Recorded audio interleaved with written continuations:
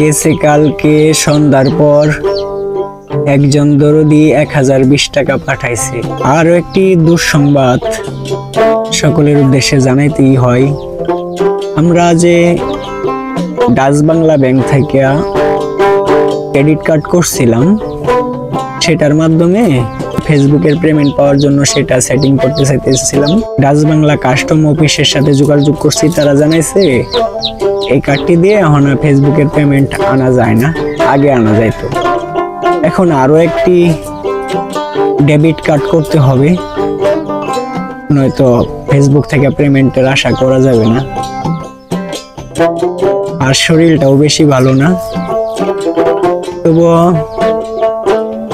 Debit কার্ডটা করতেই হবে।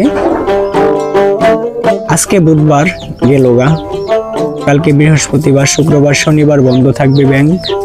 রবিবারে আমরা সোনালী ব্যাংক কিংবা কৃষি ব্যাংক, যে কোনো ব্যাংকের সাথে যোগাযোগ করব, যে ব্যাংকের মাধ্যমে ফেসবুক পেমেন্ট আনা যাবে। আর আজকে 1000 টাকা থেকে অল্প কিছু বাজার কিনা হইলো। যে আজকে আমরা বাজারে গেছিলাম, 50টা লিচু নিয়ে আসলাম 100 টাকা দিয়ে, শেয়ারটা 80 টাকার জন্য।